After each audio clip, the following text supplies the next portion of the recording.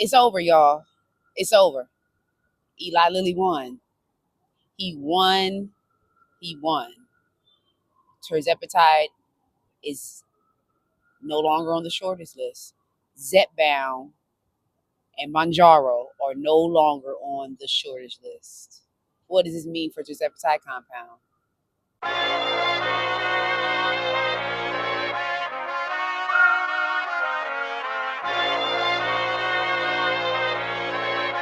It's Jasmine Nicole. Welcome and welcome back to Wait with Jazz. Breaking GLP-1 news. Zepbound and Mounjaro are officially deemed to be no longer on the shortage list. The FDA made the final decision dated December 19, 2024. The decision came in the morning, and Zepbound and Mounjaro, GLP-1, glucagon-like peptide 1 medication is no longer on the shortage list. So what does this mean for Tirzepatide compound? Let's get into it.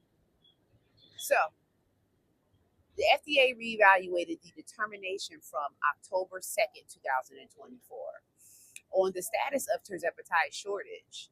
Today, the FDA has issued a new decision determining the Tirzepatide injection shortage is resolved.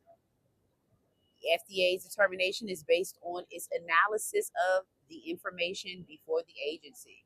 In addition to the statements FDA made regarding enforcement in connection with litigation to avoid unnecessary disruption to patient treatment for compounds, the agency does not intend to take action against the compounders for violations of the FD&C Act arising from conditions that depend on Tirzepatide injection products inclusion on the FDA drug shortage list.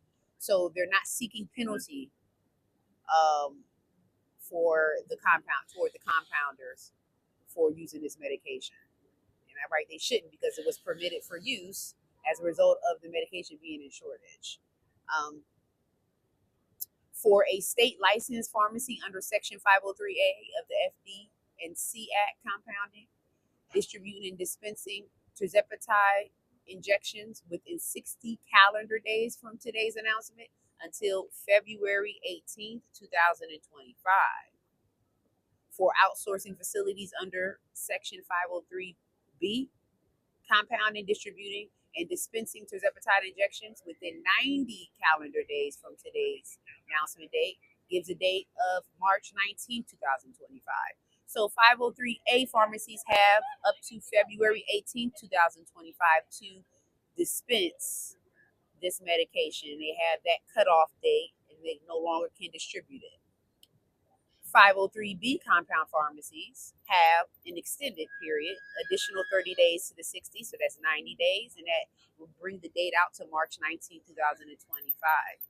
Now, there are a number of 503A pharmacies that also have the coverage for 503B conditions. So, because they produce for 503B as well as 503A, they have that extension period to March 19, 2025.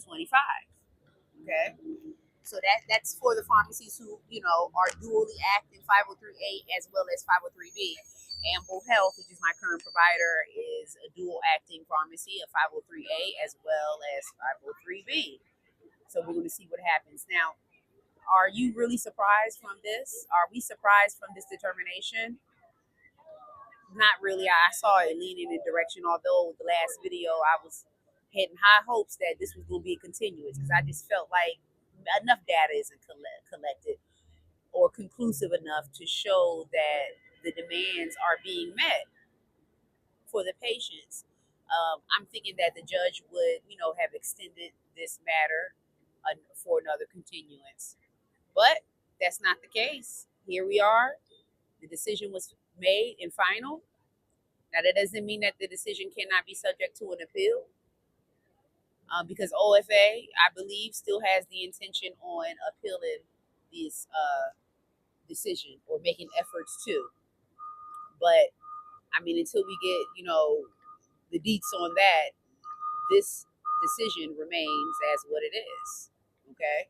And that means that Tirzepatide is pending the expiration of distribution from the compound pharmacies within 60 to 90 days.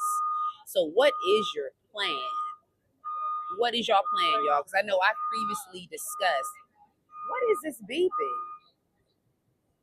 I mean, every time.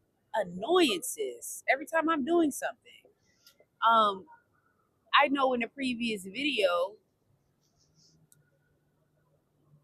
I made it clear, that I am going to pretty much transition off of Tirzepatide to Zepbound. And that's pretty much the posture of a lot of us. Although there may be some other options, okay? There may be some other options because you have liraglutide, which is technically in shortage. And this is an extension of Saxenda and Victoza. Y'all, this is getting on my last nerve. I'm thinking that compound pharmacies they're at the drawing board and they're making some moves. One particular compound provider, Mochi Health, has changed its doses right before this announcement. They changed their doses so they don't dose and mimic. So they are not dosing and mimic to Eli Lilly. They offset their dosing, and they even have doses that go up. They even have, I'm getting annoyed. They even have doses that go up to 16.6 milligram. Okay, this is Mochi Health. And I'm wondering what other compound providers are going to fall in line with it. Remember, I mentioned this in other videos that they're going to mess with the mechanisms of the doses so that it's not mimicking or an equal representation of what the original brand GLP-1 medication is. So those regular doses, 2.5 and up, they're going to offset the doses. And Mochi offsetted the doses. And I believe they added L-carnitine or another amino acid to the mix so that it is not considered a compound to Lilly. But we will determine if that is going to be good enough, because in one of Lilly's writings, he made it clear that it cannot be almost like. So we crossing the lines of argument right there with almost like it, and you dosing right off just a few milligrams or a couple milligrams off of what he has, but technically it's not exact. So if we're going off an argument of it not being exact, compound providers may have a leg up with changing the dosing mechanism of the Tirzepatide so they can continue to provide it. But we don't know that until we see a compound provider still providing it after March 19th. 2025, then we'll know if that actually worked. If Mochi's move to change the dose actually worked, that's when we'll know. Other than that, we still want to see if if it's going to move forward. If not, then that's it. According to this decision, everybody is shut down and looking for other options. So, what is your option, y'all? I'm transitioning, like I said, to to Zepbound vial or Zepbound pen. I already have my script already in place. I just have to resubmit it. That's what I will have to do, and I have to make it financially work for me. However, if Mochi's move actually shows that it works months down the line, then I don't know. I might be looking into Mochi for Tirzepatide. If that works, if they're still around doing it, and it seemed to have worked, then I probably would look into them, and I would still get my lipo B from Amble. But until then, I want to stand by and see what Amble has up his sleeve, because Amble may have something. I am inquiring with them on what their position is as a result of this finding, this official finding of Tirzepatide, Zepbound, Mounjaro officially removed from the shortage list. So I would know what they may have up their sleeve soon. Hopefully they have something. If not, Like I said, it will continue to move forward, you know, with the original Zepbound vials, or if this effect works with Mochi, then hey, then Mochi may have another patient. Um, but I think this is it's crazy. Um, we all have been standing by on the determination of such, and we were all hoping that it will go in the compound market's favor. Doesn't look like that. And what's crazy is over 6 million people are dependent on compound GLP-1 compounds. Over 6 million people. So this decision is devastating over 6 million people, putting people in a posture of trying to find alternative options. Pretty much putting them in a posture to have to pay out of pocket, because what's available as options? Zepbound vials, only at starter doses 2.5 and 5. The therapeutic doses aren't available. That would need to be the next move for Lilly to make therapeutic vials their Zepbound vials available in therapeutic doses, 7.5 and up. But I did a video prior before where I mentioned that Lilly is not looking to create larger therapeutic doses for vials. And the reason for this is because he doesn't want people microdosing the vial. So he already hip to the jig. He doesn't want people to microdose themselves off of the therapeutic doses. He wants you to take the dose that's actually allotted for you to take. He don't want people to be at risk of overdosing or underdosing with microdosing. So I don't know if the creation of therapeutic dose for Zepbound vials will occur.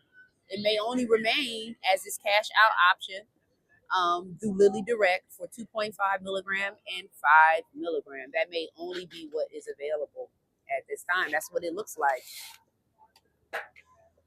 As well as I already said, liraglutide, semaglutide, of course, is still available. That Novo Nordisk is still working on that being removed from the shortage list.